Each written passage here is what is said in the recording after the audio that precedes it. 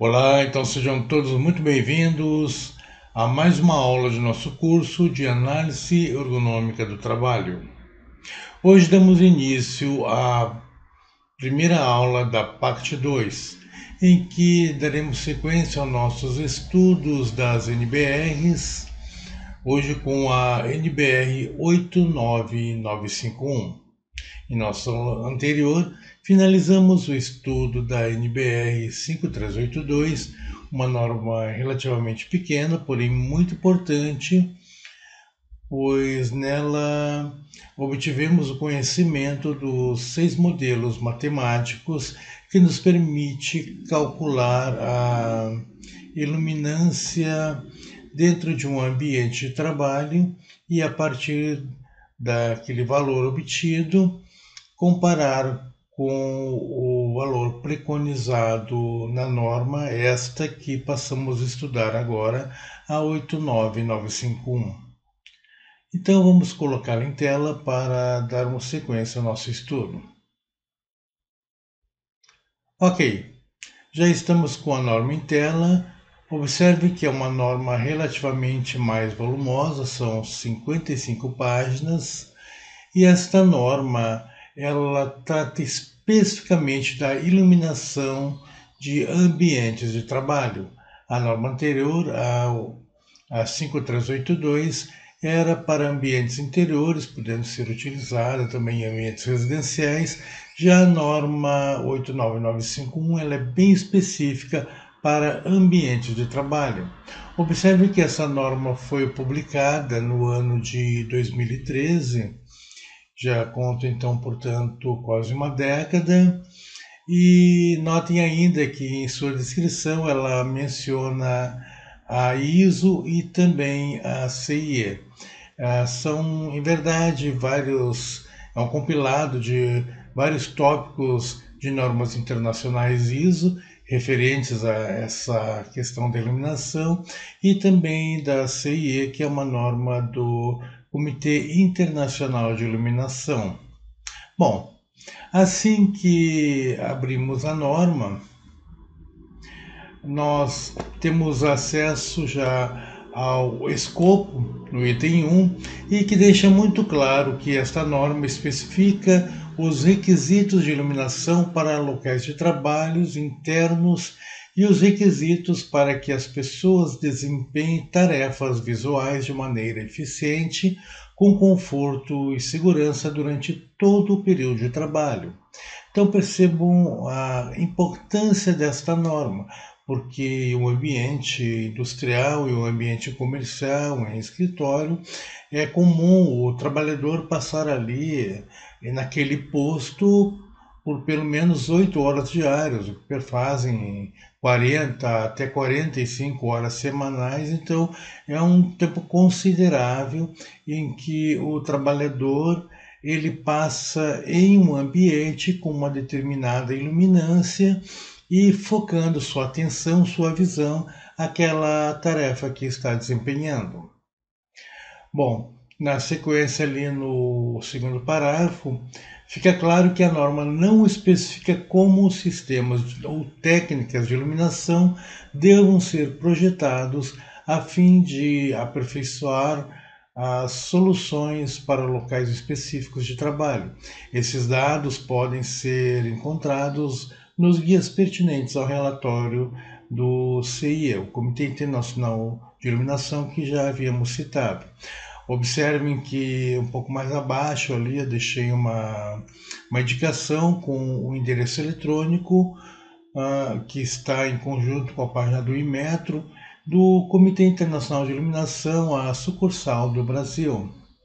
Então, quando acessamos esse endereço, de imediato ali entramos na página do Comitê Brasileiro de Iluminação e que nos permite acesso a esses dados bem mais específicos que nos permitem aprofundar trabalhos em projetos de iluminação. Eu trouxe esse dado aqui, essa informação, mas em função de que talvez entre vocês que estejam cursando estas aulas, alguém tenha interesse em aprofundar seus estudos, notem que a página abre com a seguinte mensagem, que a Comissão Internacional de Iluminação, CIE, é dedicada à cooperação internacional de intercâmbio de informações sobre todos os temas relacionados à ciência e à arte da luz e da iluminação,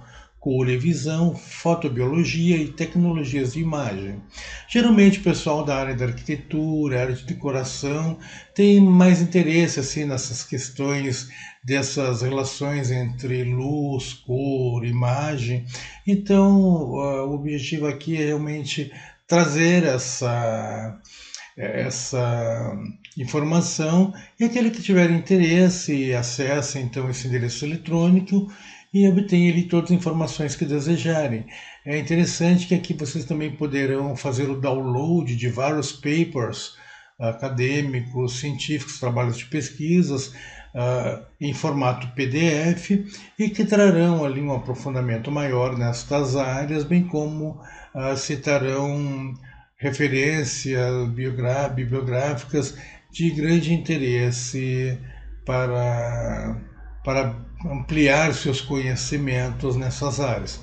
Perfeito, pessoal? Então fica a dica. Quem tiver interesse, acesse então a página do Comitê Brasileiro de Iluminação. Vamos em frente. Bom, já no item 3 desta norma, ela tem ali como título definições, então ela traz uma série de definições, são pequenas definições de 2 ou 3 parágrafos, vamos listá-los aqui, mas não vamos nos deter muito nessas definições, deixamos como sugestões que realmente acessem esta norma, podem fazer o download gratuitamente pela internet em alguns sites, ou quem tiver interesse pode entrar no site da ABNT e adquirir. Eu não faço ideia realmente de quanto está custando atualmente esta NBR 89951. Ainda não tem nenhuma outra atualização além dessa que foi publicada em 2013. E, como eu disse, quem tiver interesse pode adquirir no site da ABNT ou buscar na internet algumas cópias em PDF que tem por aí, podem fazer o download. E aí então ler com mais atenção as definições que aqui serão citadas, certo? Então no subitem 3.1 deste item definições, a norma define ali o que seria a tarefa visual. Já no subitem 3.2, a norma define o que é área da tarefa.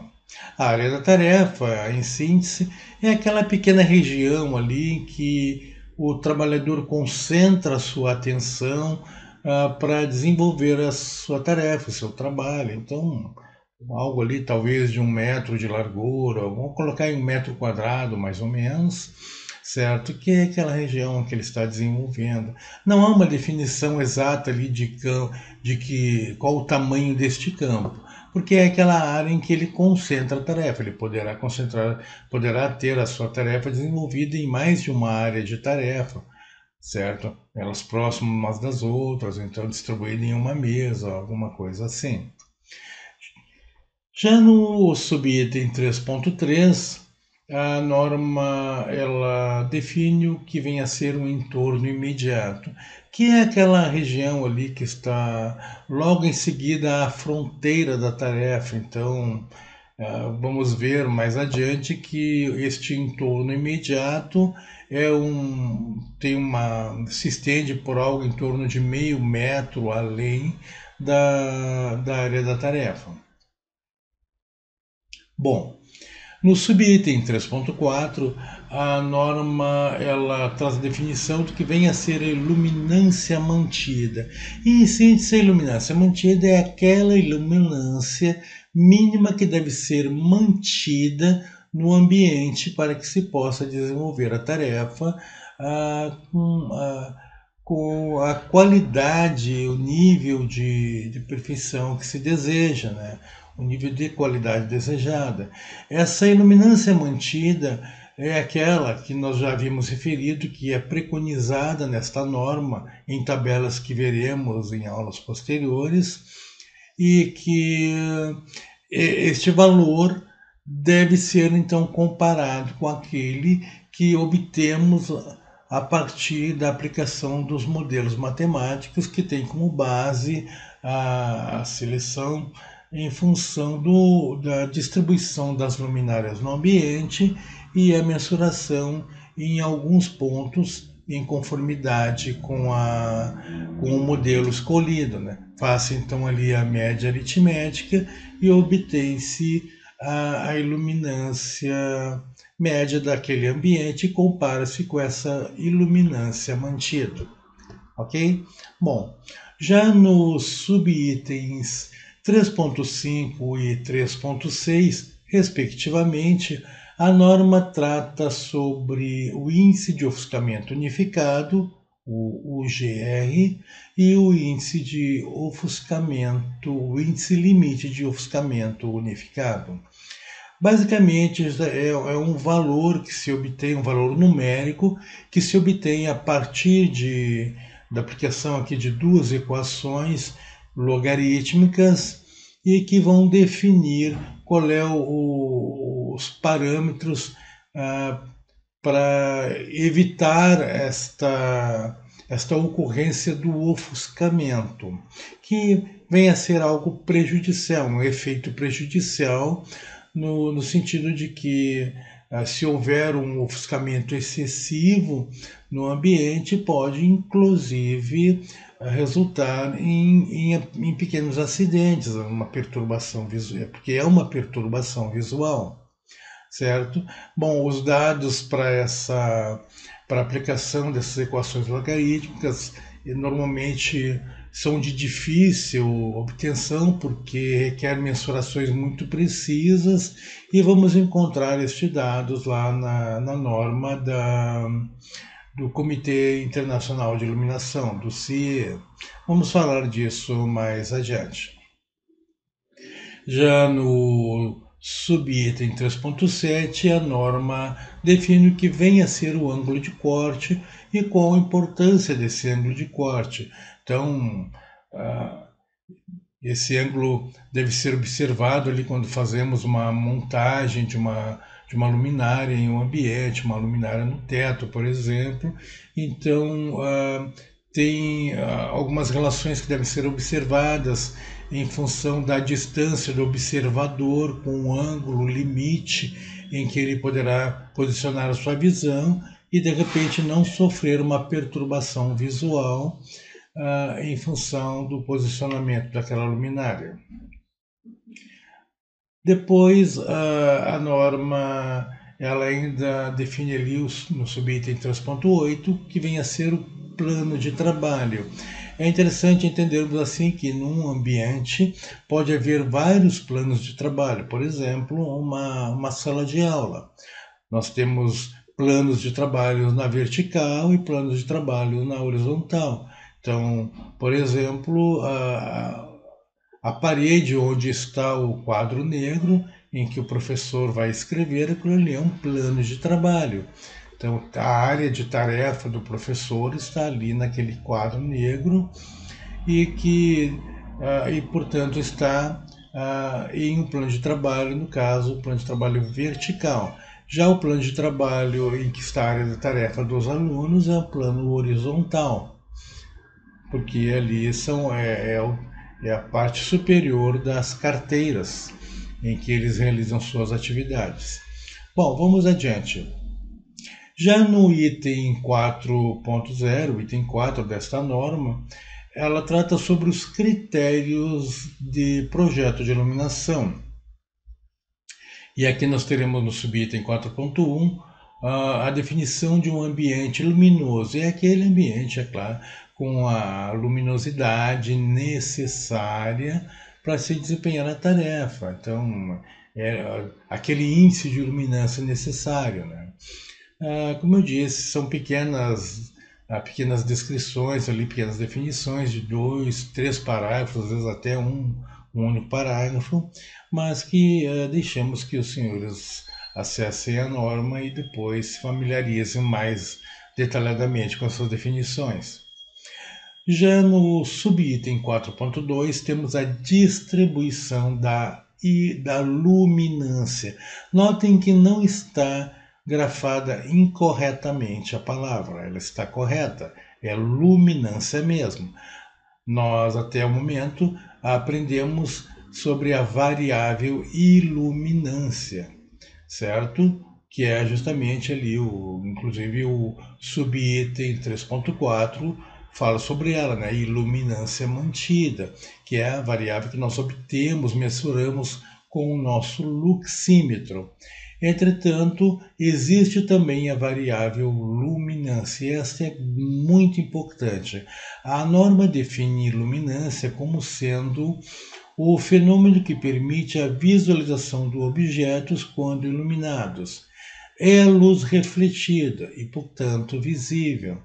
Então, a luminância ela é um fenômeno e que a sua ocorrência vai se dar no momento em que nós iluminamos um objeto com uma luminária.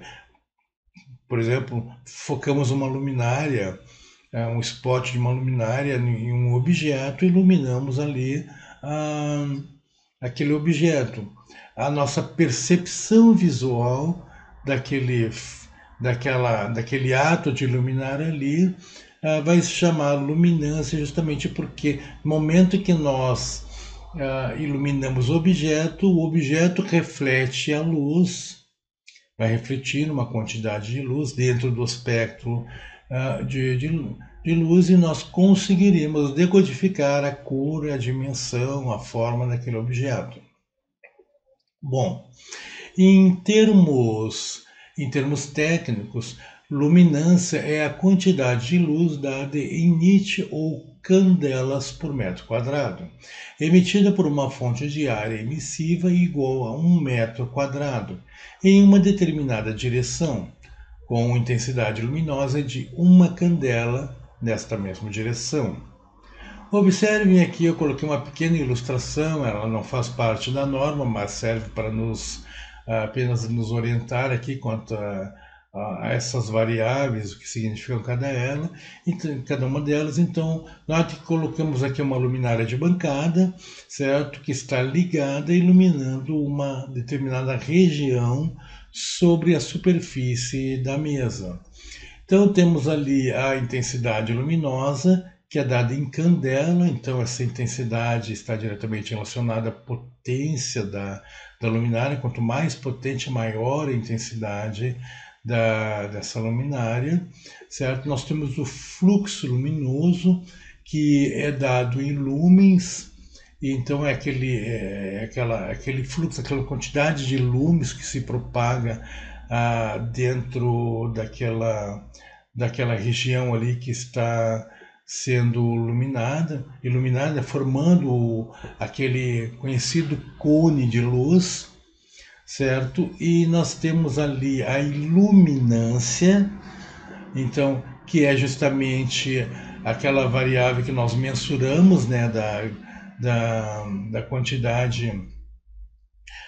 quantidade da região ali que é iluminada, e nós podemos mensurar essa iluminância usando um luxímetro. Basta que deitemos então o luxímetro na superfície daquela mesa com o fotossensor voltado para cima e após a estabilização dele nós podemos fazer a mensuração do nível de iluminância naquela região ali, certo? E a luminância, que é aquela percepção que se tem visual, né, onde vai se decodificar justamente cor, forma, que é esta percepção do reflexo da luz, né, do reflexo da luz naquela superfície. E ele é dado em candelas por metro quadrado, portanto, é a intensidade luminosa dividido pela área que está sendo iluminada. Ok? Bom, a questão seria assim: como é que nós podemos mensurar esta variável luminância? Sabemos que para mensurar a variável iluminância, nós nos utilizamos de um luxímetro, como já aprendemos. Entretanto, se quisermos mensurar a variável luminância, basta que conhecemos lá a intensidade luminosa da luminária e dividimos pela área em metros quadrados, seria isso? Em tese, entretanto, nós podemos mensurar de uma forma muito mais correta, até porque nós queremos mensurar a luminância naquele ponto específico. E se nós formos pegar uma área muito maior, fica um tanto difícil estabelecer, nós teremos um erro muito grande, né? Até porque, como veremos, esta luminância ela também sofre variações em função das cores das superfícies. Veremos isso logo em seguida. Bom, como é que nós poderíamos fazer essa mensuração então? A iluminância ela pode ser medida por diferentes aparelhos, como o espectroradiômetro, conhecido como espectrômetro, o medidor de luminância ou o medidor de croma. Então, se formos lá no Google e jogarmos qualquer um desses nomes, obteremos vários modelos de aparelhos que nos permite mensurar a luminância. Eu coloquei aqui 3 aparelhos, notem que são bem diferentes uns dos outros, e esses aparelhos no mercado atualmente variam ali entre R$ 1.800 até R$ 5.000, que seria, por exemplo, esse modelo mais acima, aqui ele tem toda uma interface gráfica muito bem elaborada. Note que é um aparelho relativamente pequeno, as dimensões dele são aproximadas de um celular, um pouquinho mais espesso, cerca de 15 milímetros, mas vejam que com a evolução da tecnologia, da microeletrônica, foi possível basicamente miniaturizar esses aparelhos que até algumas décadas eram relativamente grandes, portáteis, mas também bem maiores do que são atualmente. Então, com um desses medidores eu posso posicionar naquele local ali onde eu quero mensurar a luminância e verificar este valor que será dado em candelas por metro quadrado. Bom, uma outra questão que trazemos aqui é o seguinte: era comum, até já mudei o frame aqui para que nós possamos ver, em geral, nós podemos simular a luminância, que é uma coisa interessante. Isso era impossível algumas décadas atrás. Hoje em dia, nós não precisamos mais construir um equipamento, construir toda uma estrutura de luminárias ali, né, construir, e aí fazer toda a distribuição das luminárias no ambiente e depois pegar lá um espectroradiômetro e fazermos a mensuração. Nós podemos simular e evitar com isso um trabalho desnecessário. Nós podemos reduzir os nossos erros, né? Ter uma relativa vantagem em economia através desses softwares. Então, hoje em dia, você pode modelar o seu ambiente virtualmente, usando softwares de modelagem 3D, criando ali os móveis, as posições de todo o ambiente, de todos os artefatos que você terá no ambiente, posicionar as luminárias, como nós podemos ver aqui, as luminárias estão posicionadas em suas posições que ficarão após a construção, e depois indicando cada uma delas dentro de software, você poderá simular esse nível de luminância para ver se atende ao que você deseja, bem como a iluminância. Normalmente buscamos a iluminância, e aí você poderá verificar, bom, eu desejo uma iluminância digamos, de 750 lux. Você vai lá e seleciona as suas luminárias, conforme o fornecedor que você deseja, e aí você simula e faz essa mensuração no próprio software. e depois você constrói. Então, assim como você obtém a iluminância, você obtém também a luminância. A iluminância que é em lux, a luminância que é em candelas por metro quadrado. Uma das vantagens desses softwares aqui é justamente que ele traz já em seus menus aqui, tá, uma série de fornecedores de luminárias que permite que você rapidamente busque ali nos fornecedores aquela que melhor lhe atende e depois faça a simulação. Bom, e quanto custa isso? A grande maioria desses softwares, eles são gratuitos. Ah, você vai perguntar, mas como gratuitos? Bom, eles são mantidos, são financiados a sua manutenção, a sua elaboração, atualização, criação, justamente por essas empresas fornecedoras das luminárias. E por isso eles são distribuídos gratuitamente. Aqui nós temos o exemplo do simulador Dialux Evo, o simulador Relux Desktop e o simulador Isolux. Então são simuladores que você pode buscar na internet, baixar gratuitamente e rodar no seu computador. Ele aceita aí, ele importa aqueles modelos virtuais que você tenha criado uns softwares como AutoCAD, Revit e outros softwares, né?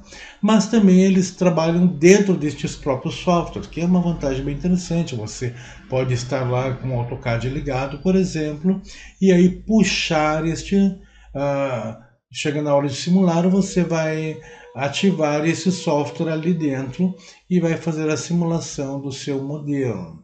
Então, como eu comentei, né, vantagem de ter esse tipo de aplicativo aqui no computador, né?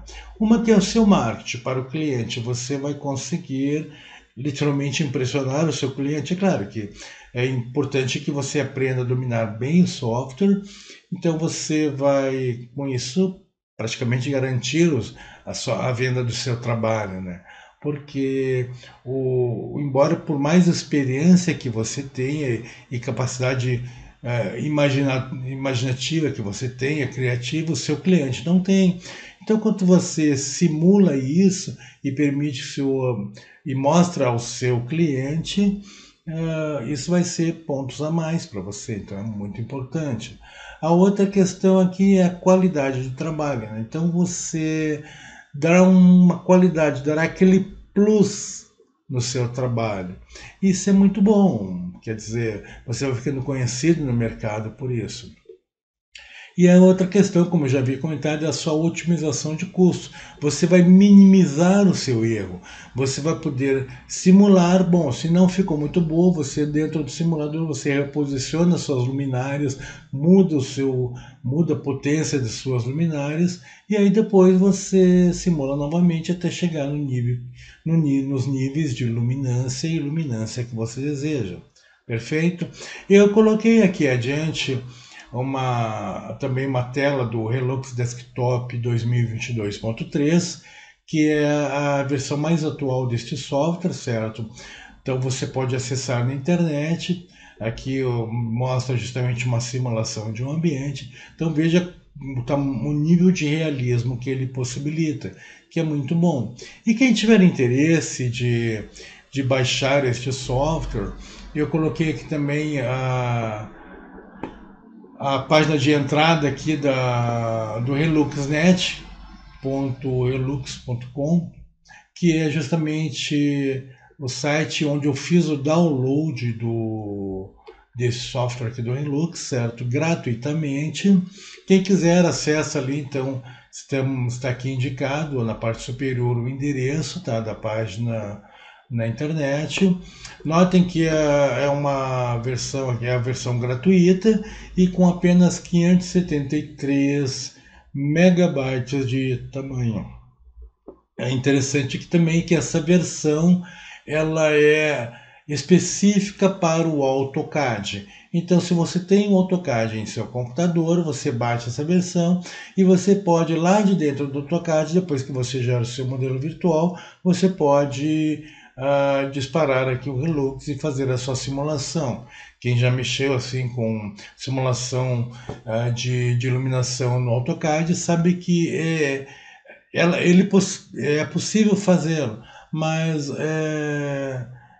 em relação ao Relux, fica muito a desejar a simulação do próprio AutoCAD. Então é interessante aqui trazer o Relux, porque, como eu disse, diferente lá do AutoCAD, aqui você vai ter acesso a várias opções de luminárias comerciais. Já lá no AutoCAD você não tem isso, né? Perfeito, pessoal. Então, quem tiver interesse, baixe esse software aí e instala no seu computador, roda em conjunto AutoCAD. Ele é muito fácil de trabalhar, certo? Bem interessante aí. E vai, como eu disse, dar um plus no trabalho de vocês. Vamos adiante. Bom, já finalizando então a nossa aula, nós temos aqui também uma questão bem interessante. Como eu havia comentado, né, a luminância ela sofre influência das cores do ambiente. Então a norma ela traz o seguinte, que as luminâncias de todas as superfícies são importantes e são determinadas pela refletância e pela luminância nas superfícies. As faixas de refletâncias úteis para as superfícies internas mais importantes são. Então a norma coloca aqui as 4 superfícies mais importantes, que é para ambientes de interior, né, que é teto, paredes, planos de trabalho e pisos. E mais adiante aqui, mais à direita, coloca ali um coeficiente de refletância, certo? Que é dado em percentual, né? Portanto, aqui no primeiro teto varia de 0,60 a 0,90.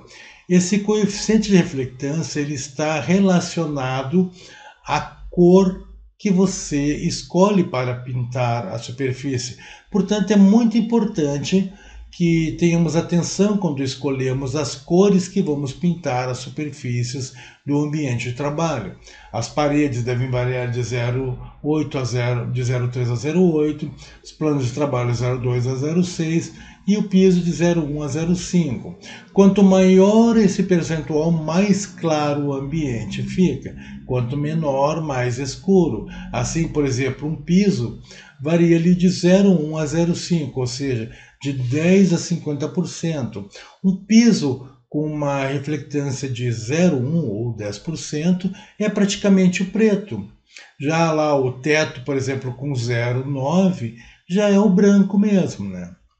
Então, se nós quiséssemos, por exemplo, calcular, porque vejam que aqui a norma comentou, né, que há uma relação entre a iluminância, a luminância e a reflectância. Se quiséssemos, assim como nós podemos fazer também com a iluminância, que é utilizando aqueles modelos matemáticos para calcular a iluminância de um ambiente, se nós quiséssemos calcular a luminância de um ambiente. Então, nós não temos um espectro radiômetro, mas nós desejamos calcular a luminância, pelo menos saber aproximadamente. Bom, para isso existe uma expressão que é a seguinte: a luminância de uma superfície é dada pela iluminância, que nós mensuramos ali pelo modelo matemático ou pelo luxímetro, né, dividido por π, vezes esse coeficiente de reflectância. Então nós conseguimos a luminância de uma superfície. Porém, e aí vem a questão, né? Se nós quiséssemos conhecer a luminância de um ambiente, nós não conseguiríamos simplesmente usar essa equação diretamente para uma única superfície, porque um ambiente tem pelo menos ali as 4 paredes, piso mais teto. Desse modo nós temos 6 superfícies. E se tivéssemos essas 6 superfícies de cores diferentes, como faríamos? Ou se as 4 paredes fossem de uma cor, o piso de outra e o teto de outra. Como poderíamos fazer? Muito simples. Nós podemos aqui fazer o somatório, tá, de todos os coeficientes e multiplicar pela iluminância que nós mensuramos dividido por π. Então é bastante simples aqui. Como eu disse, se nós tivermos 4 paredes brancas, por exemplo, então nós teremos aqui 4 vezes esse valor aqui, esse coeficiente aqui para o branco, tá?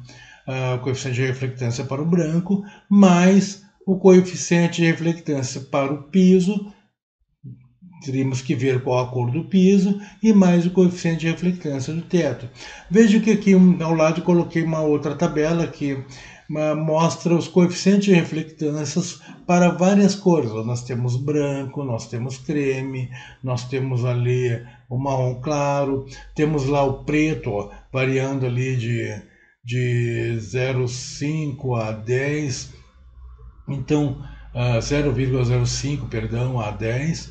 Então é interessante que nós vamos ter todos esses coeficientes. Notem que também os materiais, mesmo não sendo pintados, eles têm seu coeficiente de reflectância. Por exemplo, tijolos. Nós sabemos que muitas vezes queremos ter uma superfície de tijolos sem pintura, dando aquele estilo, sabe, quase que colonial, assim, aquela coisa diferenciada.